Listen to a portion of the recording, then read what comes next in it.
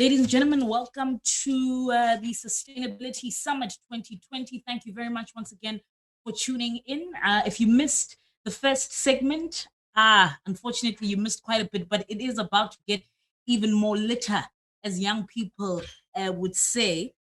We're going in through to our dialogue around responsible and sustainable tourism, a dialogue. We do know with the pandemic that the tourism industry has been heavily affected with retrenchments and so forth.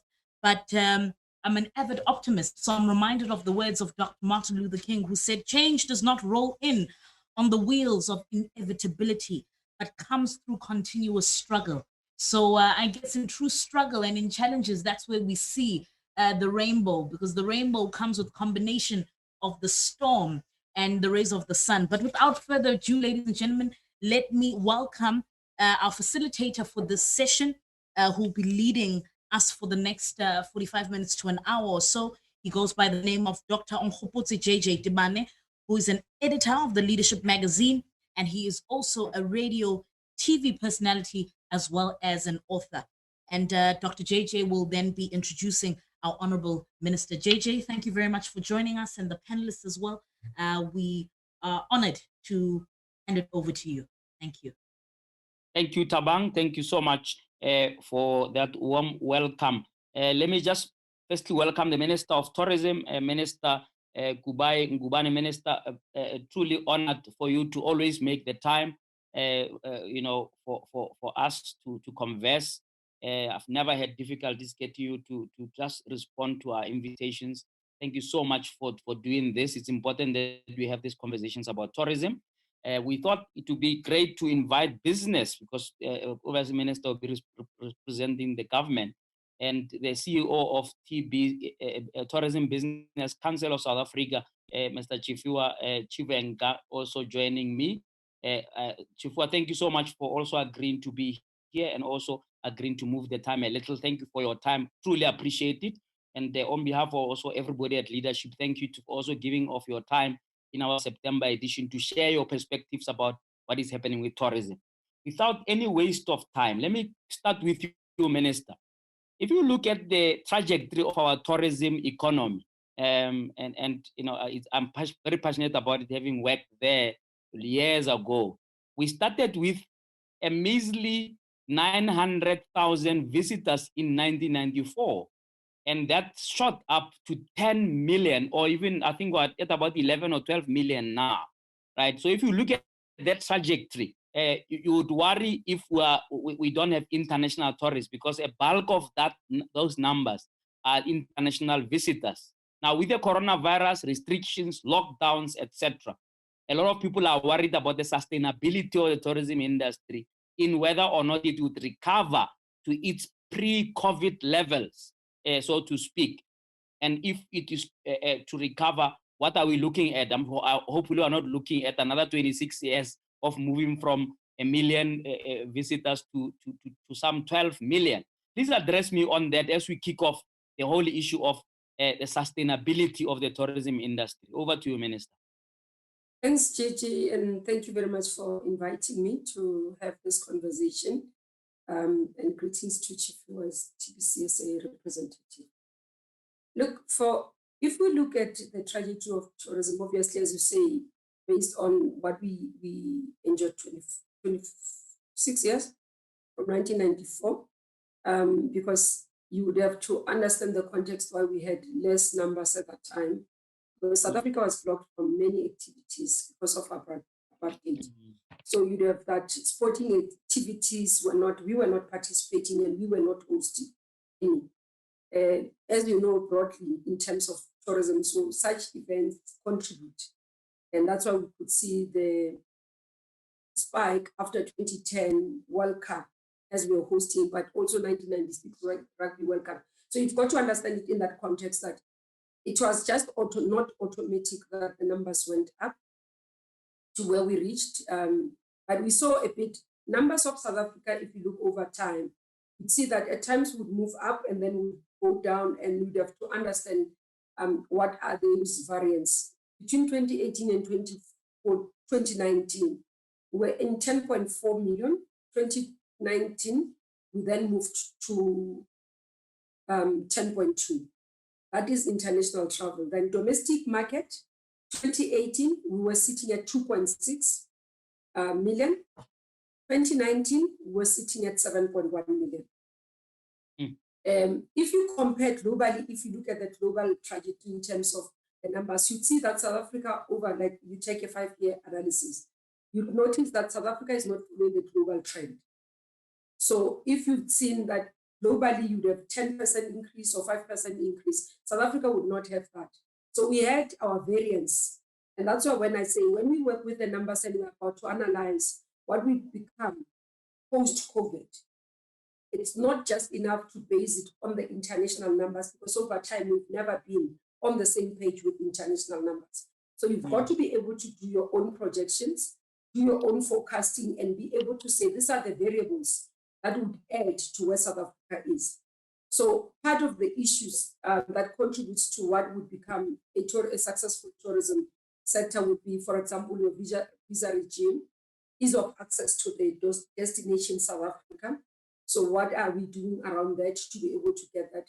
The issue of travel, airlifting, are we able to have connectivity around in terms of international market? But also where we sit in terms of tourism is that over time, we've neglected as a country the importance of domestic market.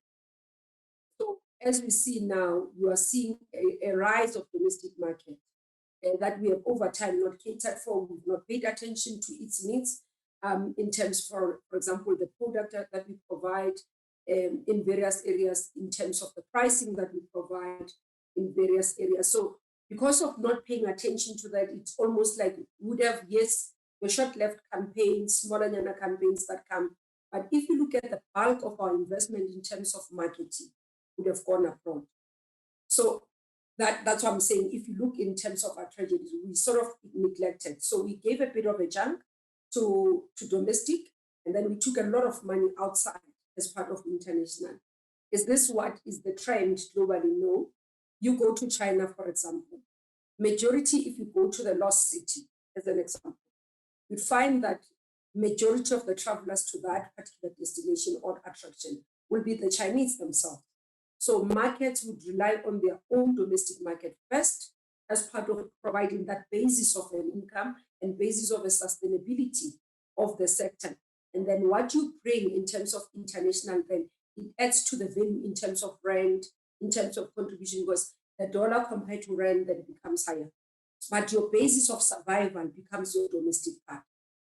So that's what we've not been able to do. And one of the things as we talk about post-COVID, or as we talk living with COVID, because others, we can safely say now, we would not see post-COVID, but we'll learn to live with COVID. Now, as we grow and look in terms of the recovery, that's what we're trying to do from the policy point of view and from the ministry point of view, to say, let's create an environment where domestic tourism becomes a base for survival of the sector. That all of us are able to benefit from increasing numbers of domestic market that we can survive. It provides an opportunity in terms of even issues around cash flows for the businesses. So it helps to keep the businesses alive. So I hope I've been able to clarify, because it's quite something that I think for time we've not paid attention to, and I was happy to start the conversation in that context. But what you do tell me to convince me that there's now a new focus on domestic tourism, because clearly, like you're saying, we have to depend on ourselves first before we expect international tourists to pour in, especially now with the lockdowns around the world. We don't know how long that's going to be. You're quite right to say we have sort of neglected that part of things for a while, because we were in a sense spoiled for choice in terms of international tourists. Is there one or two things that we have to do different, or you are doing differently, right, to consolidate the domestic market? For example, the issue of pricing. A lot of people will tell you, I saw that I think it was last week or early this week, where a couple of establishments won some of the best accolades. Saxon Hotel. I don't know whether you can afford to sleep at the Saxon if you lived in. As a government official, I can afford. And then there's even another, at a ministerial level, I can afford. There's a beautiful lodge. I don't know about that, but there's a beautiful lodge right in the middle of nowhere in the Kruger, beautiful lodge, but I suspect per night it will be somebody's salary. Are we dealing with that kind of thing where there is a differentiation? I'm not sure. I've lost a bit of touch with the industry, where there's a differentiation between local charges and international charges as part of encouraging more people to travel locally, because now we boast all of these nice destinations, but people are going to just see them on TV even if they live here. No, definitely. The conversation has started. I mean, I can share personal experience. I went to, for example, the Garden Route area as a minister when I did the activation. My team couldn't find accommodation because all the accommodation prices were above government rate. So we have prices that we can't bid above. The rooms were quite exorbitant. So we were not allowed to stay. So we kept, I think it took until the day I was arriving for the team to find accommodation. Now, this is the story South Africans tell me about it. We've started a conversation with the sector. We've raised the matter publicly, myself, but also we are considering in terms of our policy review, if we should legalize, we should legislate something like that. And we'll see when the policy process is completed, if that comes as part of the proposal. But from a ministerial point of view, I think from where I'm sitting, it's something that we should be able to consider so that we have a framework that can guide in terms of international and local pricing. It's something that is done globally. It would not be South Africa alone. Many countries do have that in place. Engaging many sectors as across, many establishments as are moved across, people have decided on their own to start implementing that. For example, when I went to Kruger, inside Kruger, with Chalati and Latebe Group, they have two prices. One price for international guests, one price for local market, but also additional to that, they've done their own, they call it family pricing, for their own staff to be able to enjoy their facility with their own families. So they've got a special price for their own staff to bring their families in. And this is what we talk about inclusivity. Inclusivity is not about us talking in terms of transformation, just ownership, change of hands in terms of management and all that. It's about South Africans being able to take pride in their country, experience their country without inhibition. And the inhibitors in this point, which we always see, is the price. Yeah. And that's why it's important for us to have that conversation. So right now, it's more on the basis of an establishment or a product owner that decides that we will apply this. That's why we want a holistic approach in conversation to say, because globally it's done, it's nothing illegal, it's nothing taboo. Many countries implement this and they are able to get their domestic market to be more activated. All right. Let me bring in Chifua here from business. I mean, Chifua, what's your own assessment? I mean, you guys had to argue for the borders to be open. And I'm not sure how that is going, whether or not it's inhibitive. The whole issue of quarantine when people get here means that more people will have to budget to stay longer than they need to, etc. Is that inhibiting the growth, number one? Number two, do you share the minister's sentiments about domestic tourism? Do you think that we're doing enough to encourage people? Because I don't see a lot of tourism marketing, and there used to be a lot of tourism marketing. I don't think I see that. I mean, there used to be this short left campaign. I don't see a lot of that. I mean, it's very sparse.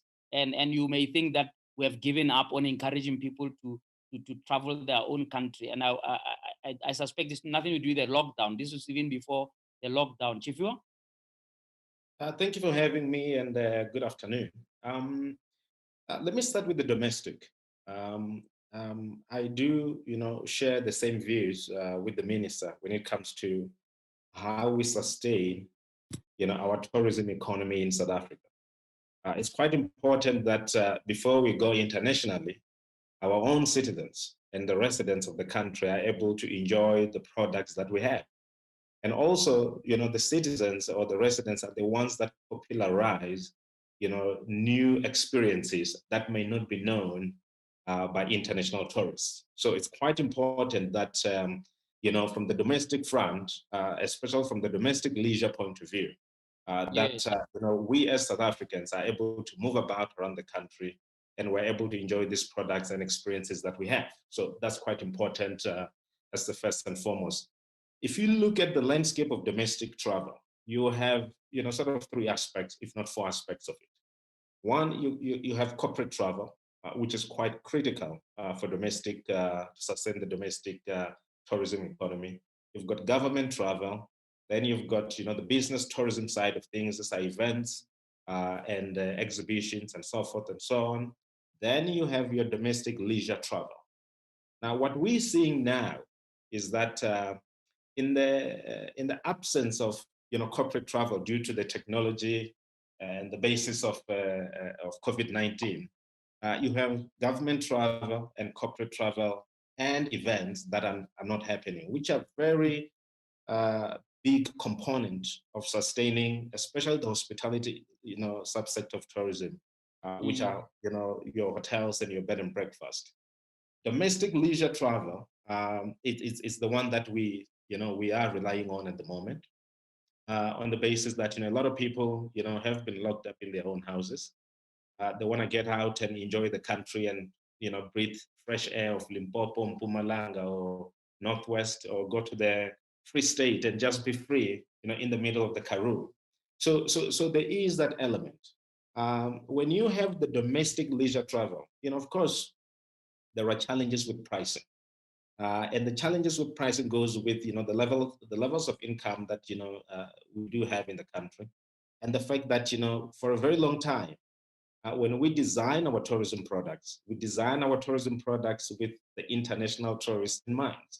And that's why you have, if you go to the southern part of the Kruger National Park, there are many beautiful lodges, but majority of them are built with the international tourist, in mind.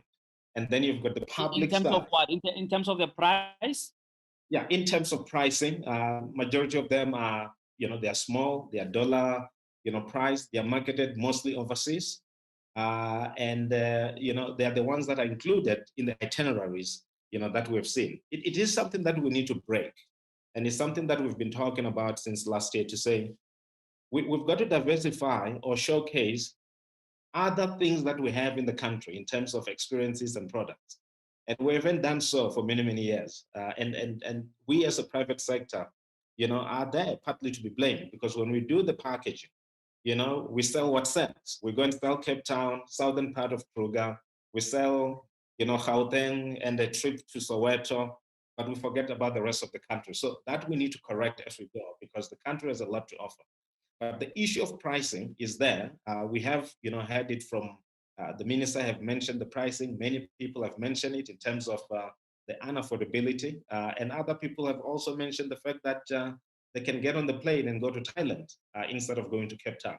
So the issue of pricing is a real issue, and it's an issue that we need to debate and really look at it and say, is it sustainable going forward, for the prices that we have? And also we need to look at the input cost, because price is driven by the input cost.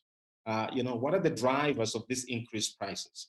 And what has been the trends, in these drivers? Is it labor cost? Is it electricity cost? Is it food cost? We need to look at it holistically and be able to say, can we offer the same level of experience and service at a lower price?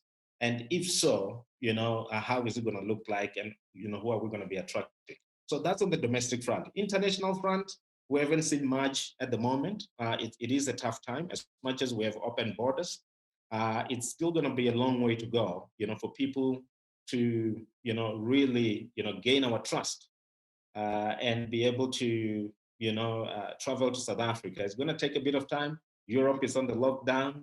Hopefully, those that are planning for next year, March, and going forward, they will be able to start, deciding on their destination of choice. And we do know that, there's a great deal of work that has been, done by Destination South Africa for us to be considered, by the international markets. But we need to also highlight that, from international point of view, if we discount the travelers that come from the African continent, we are talking around 2.6, 2.7 million travelers that we receive outside of the continent. And it simply means that, there's still a long way to go in terms of getting bigger numbers and in terms of attracting, more travelers. And the big part about this is that, is the spend. The international travelers spend sometimes 3 times more than the domestic travelers because they are coming from, currencies, that are much more stronger than us. And us as a destination offers value for money. So for them to come here and have a fantastic meal that may cost 1,000 rand per person, for them, it may not be that expensive. So the value for money is there, for international travelers. But we do hope that we are still an attractive destination, and we do hope that the dynamics of COVID puts us in a competitive advantage in terms of social distancing, because we are not a mass tourism destination.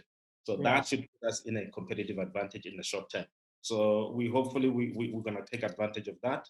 But we don't know what's going to happen. We know what we know now. We know that the COVID is going through the world. We're working on the unknowns, but we've got to be resilient, and we have to be agile to be able to respond at this difficult time.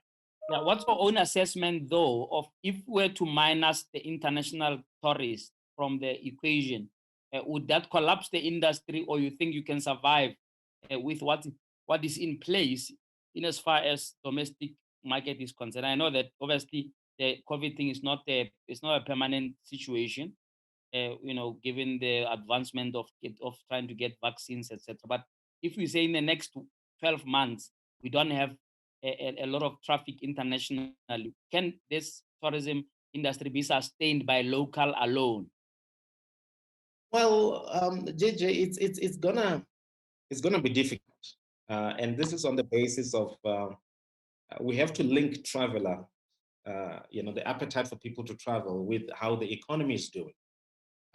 So if you have the economy that's not doing so well, you're going to have, as we have seen during COVID, a lot more people not working or losing their jobs. So therefore, you have a chunk of people that may be traveling on the domestic front that are now not able to travel because they have to prioritize other things. So as we sit now, we are watching very closely in terms of what is happening during the festive season. There are properties that are reporting that they are fully booked. We have noted that people are, cannot afford to fly, so they are opting for getting the car and drive where you can drive. So we are seeing an uptick. But as to whether it can be sustainable over a longer period of time, it's another question altogether. I don't think that it will be sustainable. We've built a lot of hotel stock across the country. And in the absence of international travelers, those hotels may not be able to have the occupancy rate that is sustainable for them to operate or to open. That we're seeing this with many other hotels now that are operating at around 20% occupancy rate. It's not sustainable for them to have employees there and to switch on electricity and get people to get into the building. So it is linked, the domestic market is squarely linked to the economic activity. And also it's linked to government travel, and also it's linked to corporate travel. If we have government travel going back to some level of normal, if we have corporate travel going to some level of normal, and if we have an increased domestic travel, leisure travel, then we may be able to get to some levels where we can say, well, we're sitting at around 40% within the establishments. But again, the investors may look at it and say, well, it's not worth investing if you're doing 40%. On normal years, if you look at the hotel statistics, you're looking around 60% occupancy, which is the one that, hotels can continue to sustain themselves. For new hotels to be built or for new area to be considered for investment, you need at least 80% plus of occupancy rate to be able to say, well, we have enough demand in this area to build new properties. So it's all interlinked. Domestic alone, I do believe it is a start. We need to solidify it. We need to make sure that it's happening at a faster pace, and we need to make sure that we build a culture of travel within the country, and for us to be able to go out and to plan on time, JJ, because we usually don't plan on time. We leave it last minute, and we want to get up and say, well, can I drive to Durban? and we look Yeah. for prices last minute. So that culture of travel needs to still be built and instilled within the population. But we do need both. Domestic is great. It gives us the base.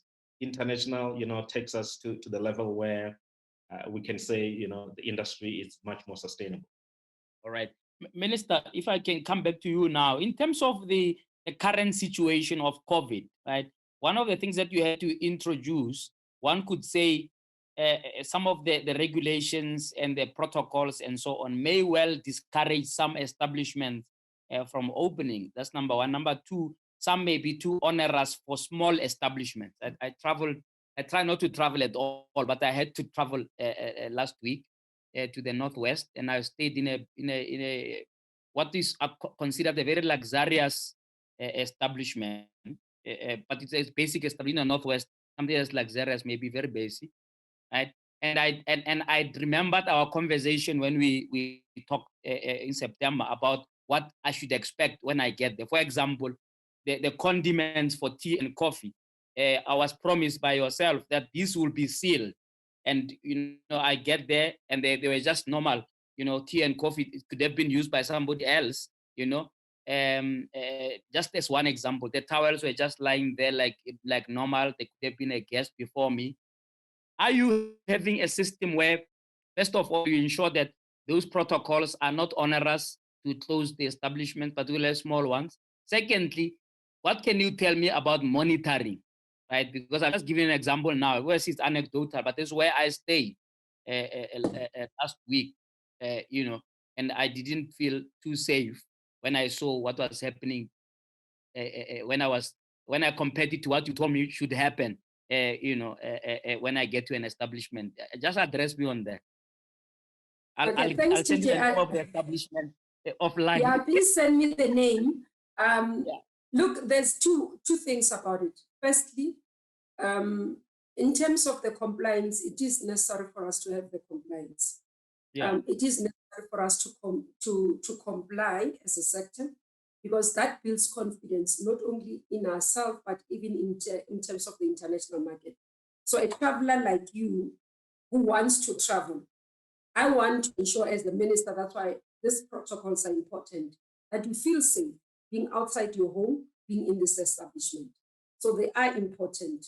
But secondly, in terms of seeing what happens in terms of the possibility of a resurgence, we are seeing what is happening in Garden Route, in Cape Town, city of Cape Town, in Sarapatman, in region in Eastern Cape, in Nelson Mandela. And if you start looking into that, you see the elements of non-compliance popping up.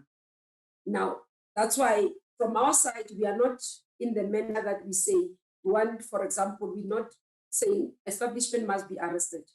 One, we're still doing quite a lot of work. We were working together with the department, together with TPCSA and FERASA, they were doing training for specifically the SMMEs, just to make sure that they understand. One of the things I've picked up, JJ, is around just understanding and knowledge. So you find that a manager would be trained, but not the entire staff in terms of what are the requirements and all those things.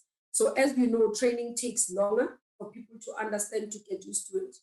But again, because of the society we live in, if you look in the urban areas, there's more stringent, this is what I've picked up. You find more stringent measures, but as we go to the outer scared areas, you find people more relaxed. Even wearing of masks is no longer like something that we do. So you find that the tendency is what happens in a community influences even what happens in the businesses. And that's one of the things that we are trying to do. Part of what I'm doing, I've done going across the country to do monitoring as well, to check. And I get to see them complying. I do go spot checks on my own as well. Recently, this week, I had a conversation with one. It's a retail hotel. I didn't expect it. One of the areas where many of us sometimes go to have meetings or meet friends. And then I could see I arrived, there was no register. So I called the manager to say, I arrived here, where's the register? Because for tracing purposes, when if there's somebody who has 10 positive or I 10 positive, I need to have protected your staff. So I need to send a message to you to say I was there. But if you do not know even that I arrived, who served me and all those things, how are we going to ensure both that your staff are safe and your patron are safe? So I said to her, I feel unsafe because I don't see some measures that you put. Yes, you find sanitizers there, others will take temperatures, but this thing of keeping of registers, sometimes it gets to be missing. You are on the other side. One of my colleagues called me to say, Minister, these people of yours now, they're cutting on cost because of this COVID. There was literally one towel. There was a plastic with the equipment inside, like your shower and all those things, but they were in a plastic. So she was not happy about that. She wanted them sitting the way they normally do. So she was not happy that there was no tea and coffee inside the room. She had to call to say, bring me, because we're saying those things shouldn't sit. So you, as we check in, must say, I would like to have, for example, it's easier that way. I'd like to have tea and coffee stuff, and then they can be brought. If they are there, they must be covered, as we say.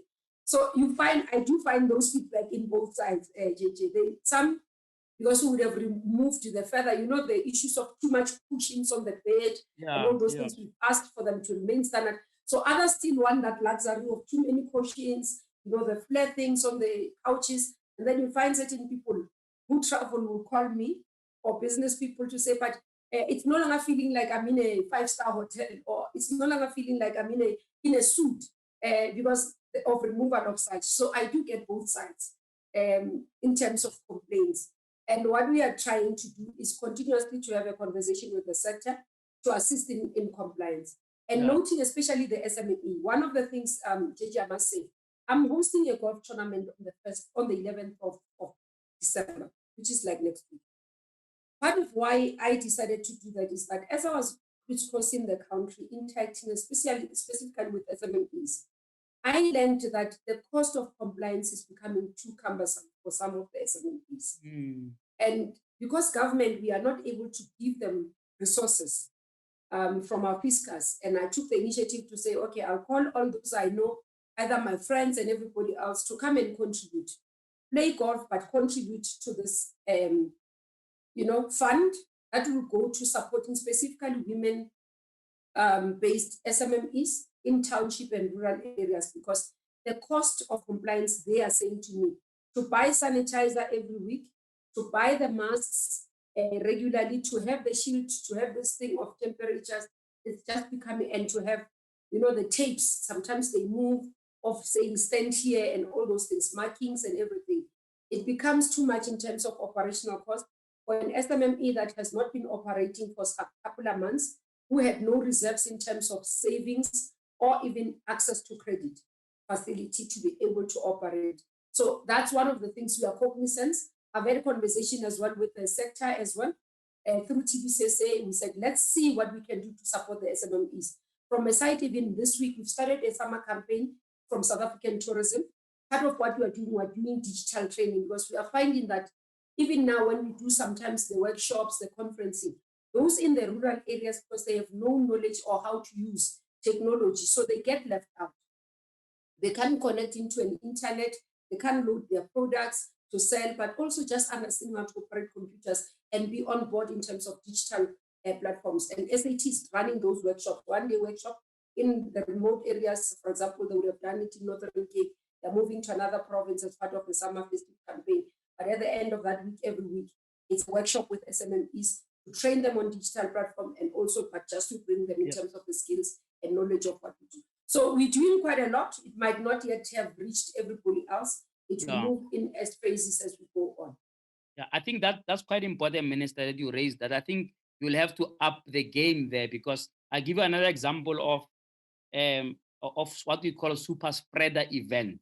At the beginning of COVID, there was a lot of education, and one of the TV adverts I remember is where this particular person went to a hotel, what do you call, buffet, right? So I was at the and I get very nervous now when I get to a buffet. So on 2 occasions, firstly at the restaurant in the middle of a mall in Rustenburg, I went to take my daughter to boarding school, and I went past that mall, and then I had to say to these people, please, remove the spoons from the buffet, because everybody comes and touches the same spoons. So that's a spreader.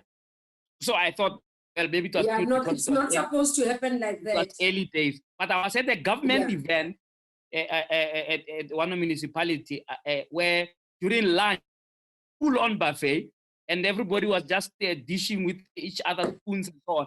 I'm raising this not to be, funny, but I'm just saying that there needs to be, you need to up possibly the communications about things that we take for normal. I mean, a buffet is supposed to be very normal, but with the kind of increased numbers we have, it's actually supposed to be made abnormal, that actually it shouldn't even exist. But in this case, you had 200 people, right, all queuing to go and dish like it's normal, like at a funeral or a wedding, where you take the same spoon and 100 people would have touched this spoon. I can just imagine. I didn't feel safe living there. I had to sanitize for a long time after that to make sure that I don't get infected. Just a summary there to say, is there stuff in terms of monitoring? Because this is where I want you just to come to say, do you have a situation beyond you doing anecdotal things if you travel? Because you can only do so much as a minister. That maybe you need to look at a situation where, precisely because of the numbers that are going up, where you deploy people whose job is just to monitor. You know what the events are, you know what the super spreader possibilities are, and then you send people there to almost be like soldiers, tourism soldiers who come to save lives. Look, I do agree with that. That's what we're looking at. The challenge currently is that what our plan is, we'll utilize our safety monitors, tourism safety monitors, as part of complementing that in support. Okay. Currently, the intake we finished the intake, so we are in the recruitment process. So as part of their training, they will be trained to be able to assist us with the monitoring in the establishments. One of the areas I do note, we've had quite a lot of discussion. I mean, at some point I had to issue a letter to restaurants because they were just not notorious of non-compliance. And also just saying to them, look guys, you just have to come on board, because that even at some point become restaurant tend to do nightclubs,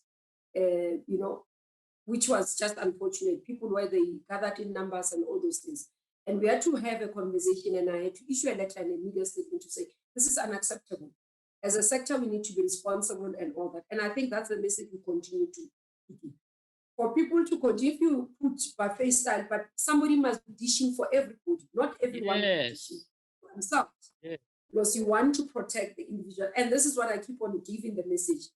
It's about, for us to have a sustainable tourism and the recovery that is successful, all of us have to work together. It's not only about the minister, it's not about only the government.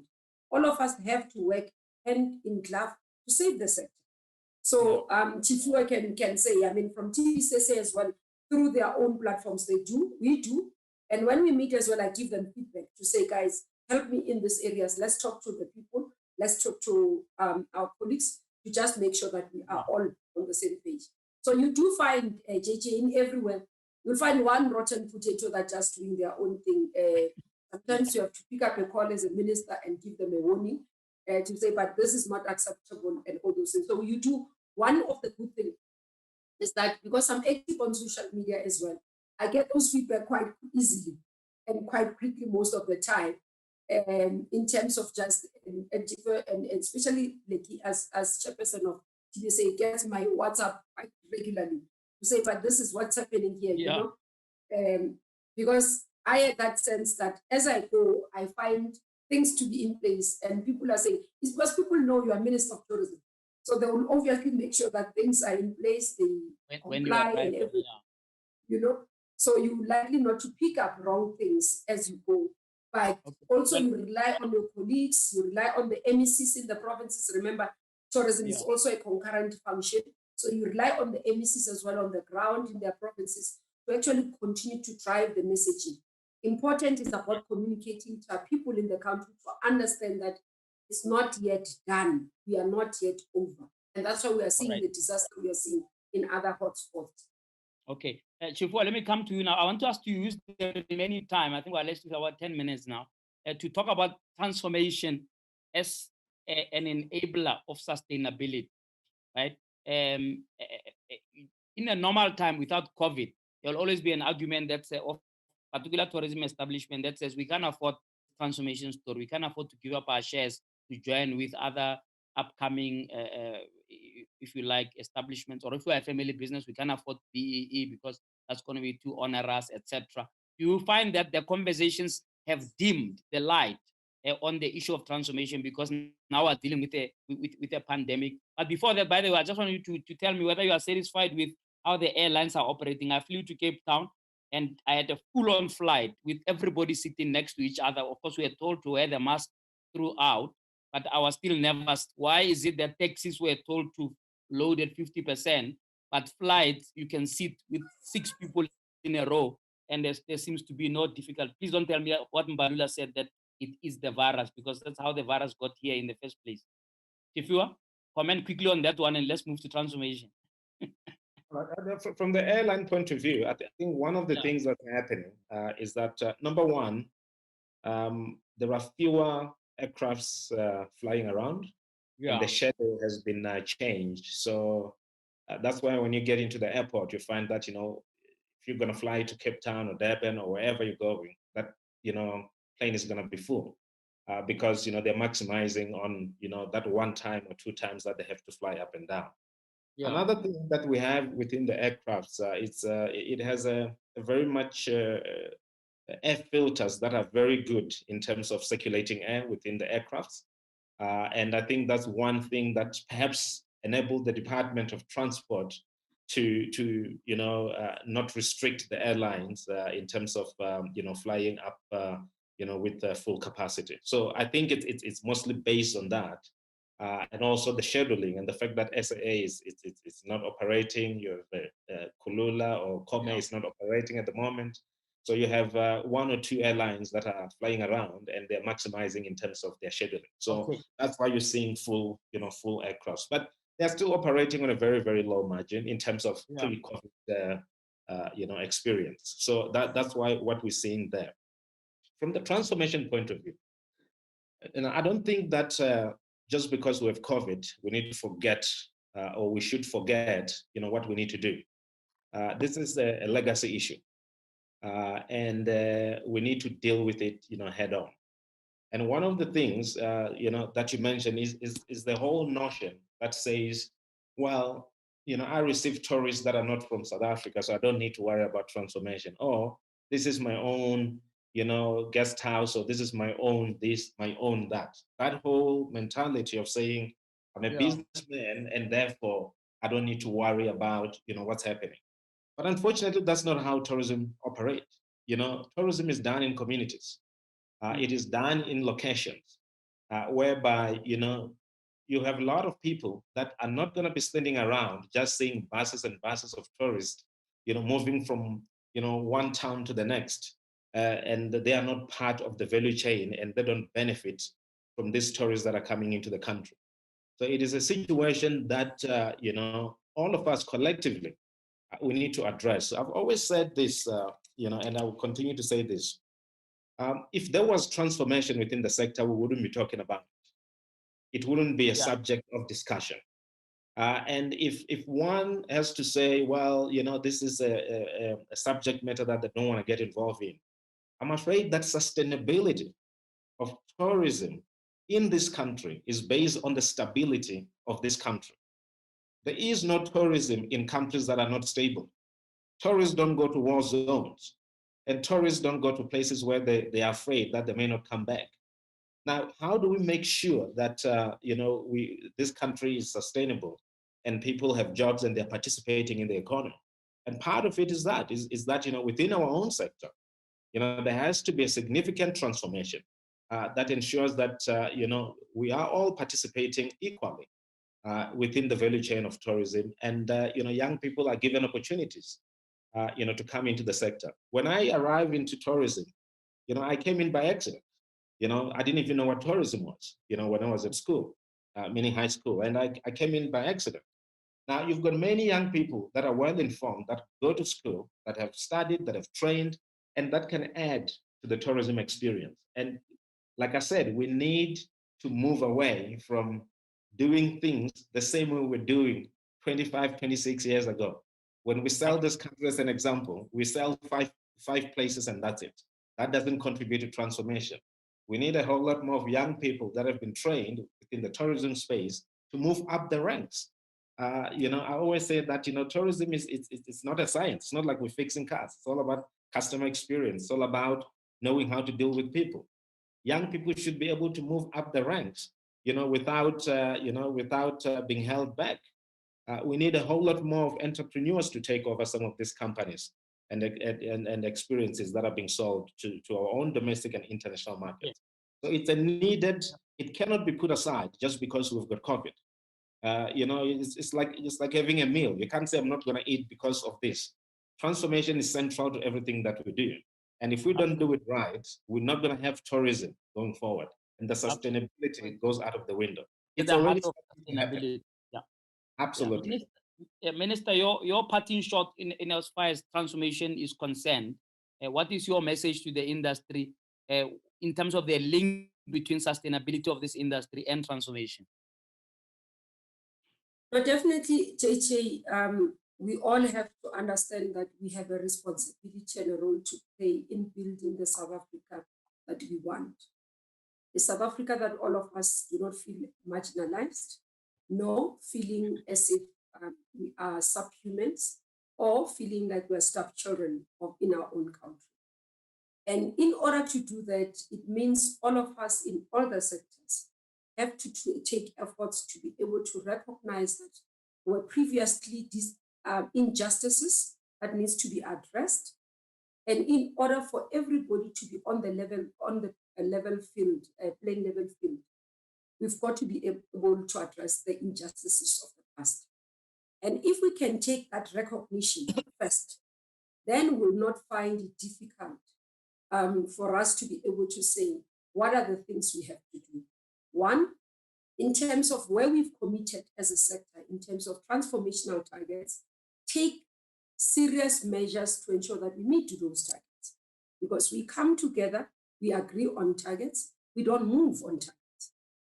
Now, we need all of us, both myself as the minister leading the department and government, in terms of commitments on programs that leads to transformation, be able to implement them so that they can assist in transformation. Secondly, in terms of the sector, on the commitments and the targets that we have, to be able to implement them and ensure that we can transform. And this is sometimes you find, especially in the sector, you find that people tend to coin this as if you are saying Black people must replace white people. This is not about that. Yes. It's not about replacement of a particular race with the other. It's not about hate speech. It's about recognizing that we come from a previously a very, very painful past. And to be able to provide a justice for everybody is to acknowledge that an injustice happened.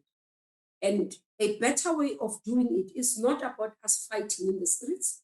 It's not about hurling insults against each other, but it's about us sitting around the table and working together to ensure that this sector becomes sustainable.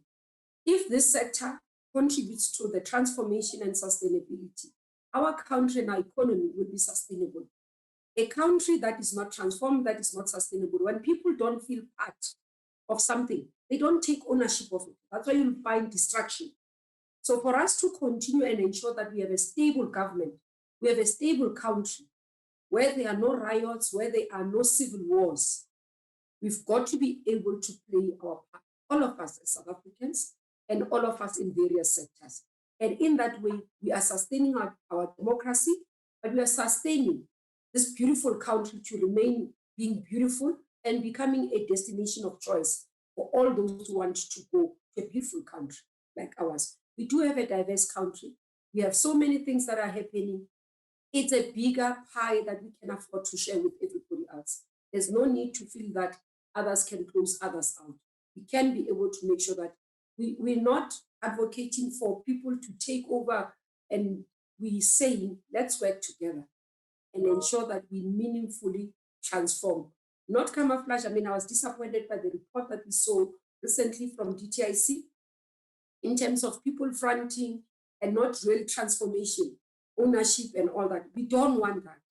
We want us to work towards ensuring that there's a real, meaningful transformation. For example, I mean, it pains me as a female minister to know that I can't count 10 leaders of women in the sector. 5, at least I can't. which I'm saying either in the hospitality or in terms of tour operating, you don't find. Not even color, just women. It's painful. These are the things that when you go into international space, when you go into the conversations with communities abroad, you just become embarrassed as a minister. How do we, as a country, for example, you look at the hotel retails, how many female CEOs do we have? Cicely Ndialu. Sure. That's not right. In 26 years. And I can, that's why sometimes I feel a bit frustrated, but we put targets and therefore we've got to be committed, all of us, ensuring that these targets are met and hold each other accountable. And this is my message to the sector. It's not about replacing one race with the other, but it's about building a better country for all of us. Absolutely. We're going to have to leave it there. Shifua, your last word as we round off the conversation.